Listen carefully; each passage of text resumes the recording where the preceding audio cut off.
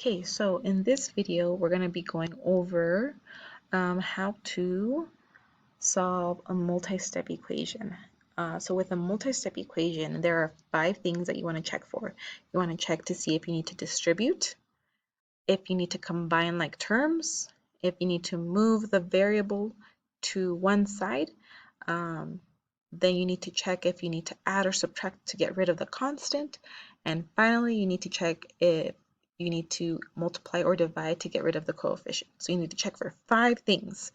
So let's kind of go over this example. So you have to do it in the order that is listed. So the first step is to distribute. So I'm going to go ahead and distribute to get rid of the parentheses. So I'm going to multiply 3 with x and 3 with negative 5. So 3x, and then I'm going to write minus 15, right? Because 3 multiplied to negative 5 is negative 15. Also, remember to draw the line down the center of your equal sign to help you remember whatever you do to one side, you do to the other side. So now I'm going to bring everything else down that I did not touch or move. So I have done my first step. My first step was to distribute. Step 2 is to combine like terms. So you have to be careful. You can only combine like terms if they are on the same side. So for example, I have 7x plus 4 plus 9. Can I combine anything there? And the answer is yes. You can combine 4 plus 9. So I'm going to go ahead and combine 4 plus 9 because they are like terms. So 4 plus 9 is going to be 15, no 13.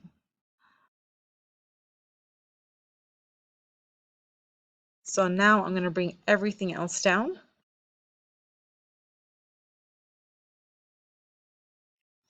So now I have 3x minus 15, and that is going to equal 7x plus 13. So I have done my second step. I was able to combine like terms on one side.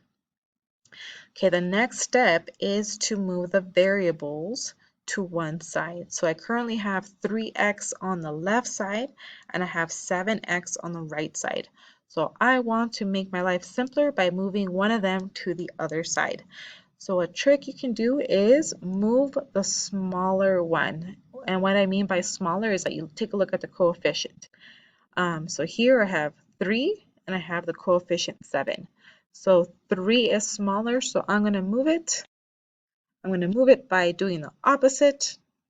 So the opposite of 3x is going to be minus 3x. So I'm going to subtract 3x here.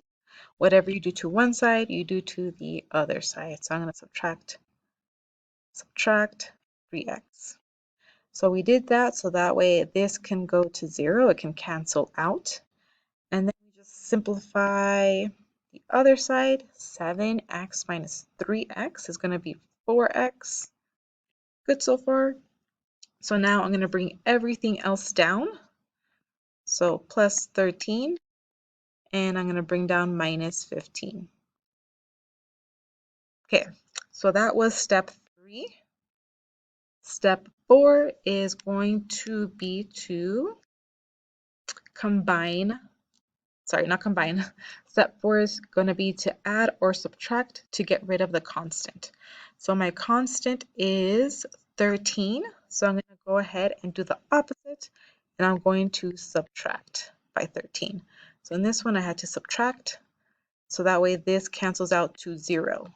And then whatever you do to one side, you do to the other side. So we're going to subtract by 13 here also. Now we're going to simplify everything else.